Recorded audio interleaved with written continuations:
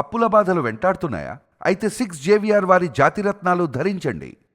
Hi hello నమస్తే, welcome to మనం TV. ఇప్పుడు మనతో ఉన్నారు ప్రముఖ political analyst doctor Bharat Reddy గారు. ఒకసారి వారితో మాట్లాడే ప్రయత్నం చేద్దాం.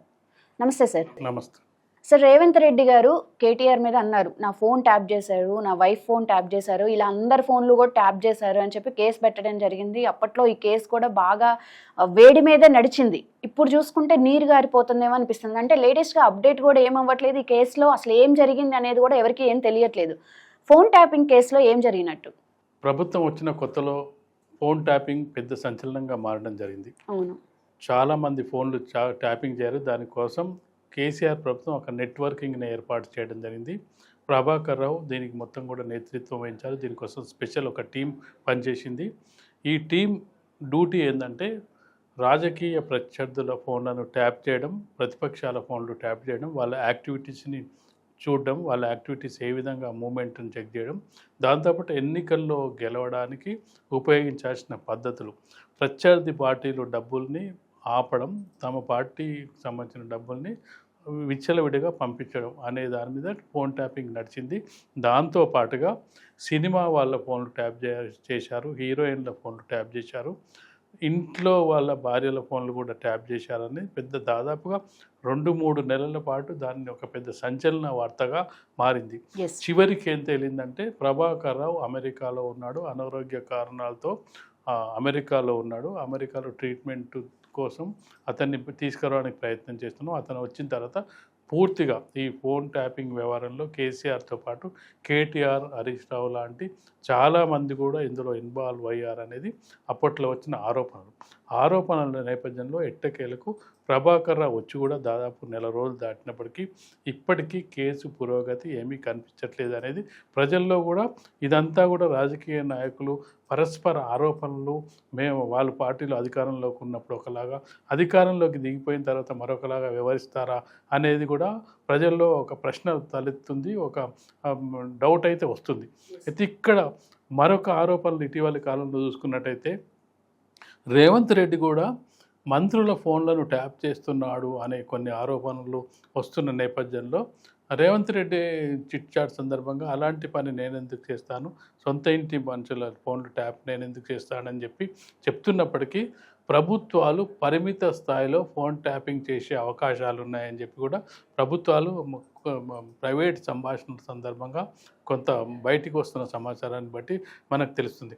ఫోన్ ట్యాపింగ్ వివరాన్ని చూసుకున్నట్టయితే ఇది వ్యక్తిగత గోప్యతకు సంబంధించి ఎవరి ఫోన్లను ఎవరు కూడా వినొద్దు అనేది దానికి సంబంధించి అటు ఫోన్ ట్యాపింగ్ సంబంధించి నెట్వర్క్ ఏర్పడడానికి ప్రధాన కారణం ఏంటంటే అది కోర్టు అనుమతితో తీసుకోవాల్సిన అంశం.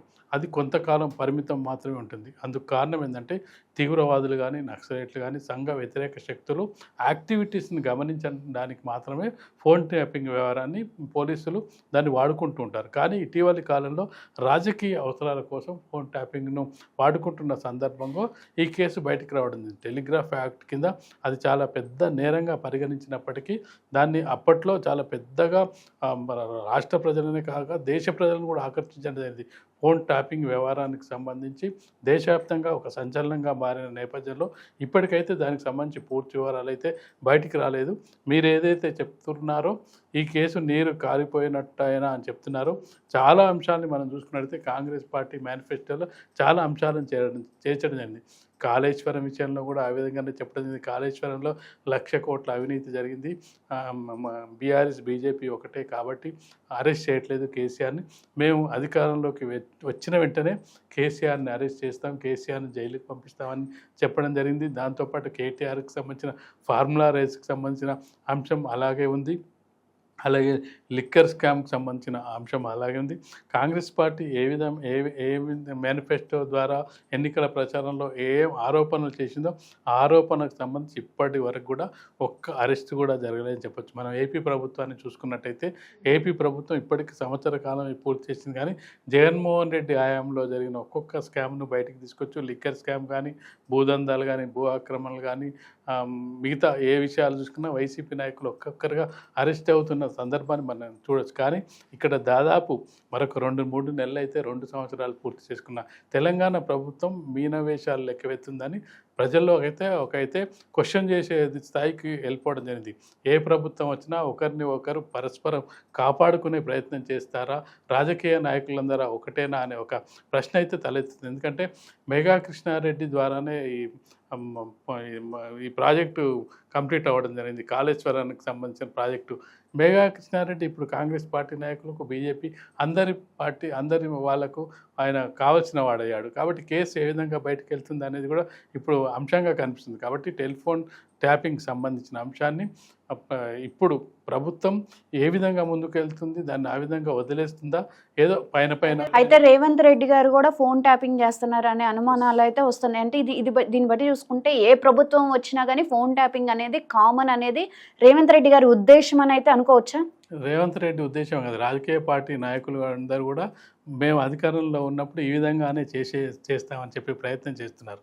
ఎప్పుడైతే వాళ్ళు ఫోన్ ట్యాపింగ్ చేసి ప్రత్యర్థుల కదలికల్ని గమనిస్తున్నారని చెప్పి విమర్శలు చేసిన నాయకులు వచ్చిన తర్వాత కూడా ఇప్పుడు కూడా అదే పని చేస్తున్నారనేది ఇప్పుడు ప్రతిపక్షం నుంచి ఆరోపణ వస్తుంది.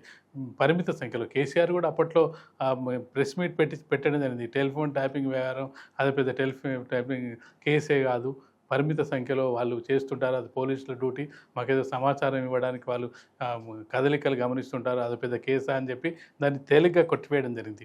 ఇప్పుడున్న ప్రభుత్వ ముఖ్యమంత్రి చూసుకున్నట్టయితే టెలిఫోన్ ట్యాపింగ్ను పెద్ద హడావుడి చేసి, అది పెద్ద ఆందోళన చేసి, అసలు పెద్ద దేశవ్యాప్తంగా ఒక చేసిన తర్వాత తీరా ప్రభాకర్ వచ్చే వరకు వెయిట్ చేస్తాం, ప్రభాకర్ దీనికి మొత్తం కర్త కర్మక్రియ అని చెప్పిన రేవంత్ రెడ్డి ప్రభుత్వం ఇప్పుడు తీరా ప్రభాకర్ వచ్చిన తర్వాత పెద్దగా పురోగతి అయితే సాధించినట్టు కనిపించట్లేదు. పోలీసులు సమాచారం సేకరిస్తున్నప్పటికీ పూర్తిగా అప్పుడున్నంత వేడి, అప్పుడున్నంత ఈ రాజకీయ ఇదైతే ఇప్పుడు కనిపించట్లేదు.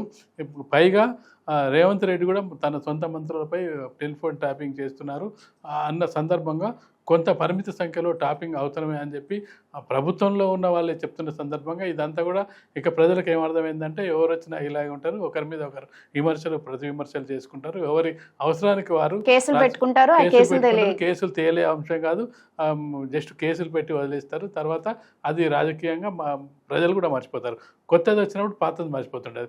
ఎప్పుడు ట్రెండింగ్ ఉంటుంది అంటే ఈరోజు మరో కొత్త అంశం వచ్చేంతవరకు ఇది పత్రికల్లో కానీ, ప్రచార మాధ్యమాల్లో కానీ, టీవీల్లో కానీ చర్చలు ఉంటాయి. కొత్త అంశం రాగానే ఇది పక్కన పడిపోతుంది, మరో కొత్త అంశం వస్తుంటుంది. కాబట్టి రాజకీయాల్లో ఏమైందంటే అధికారంలో ఉన్న నాయకులు, ప్రతిపక్షంలో ఉన్న నాయకులు పరస్పర ఆరోపణలకు పరిమితం అవుతారు తప్పిస్తే దాన్ని పూర్తిగా వెలికితీసే ప్రయత్నాలు చేయడం లేనది ప్రజలు భావించే అవకాశం అయితే ఖచ్చితంగా ఉంది. Right, thank you sir.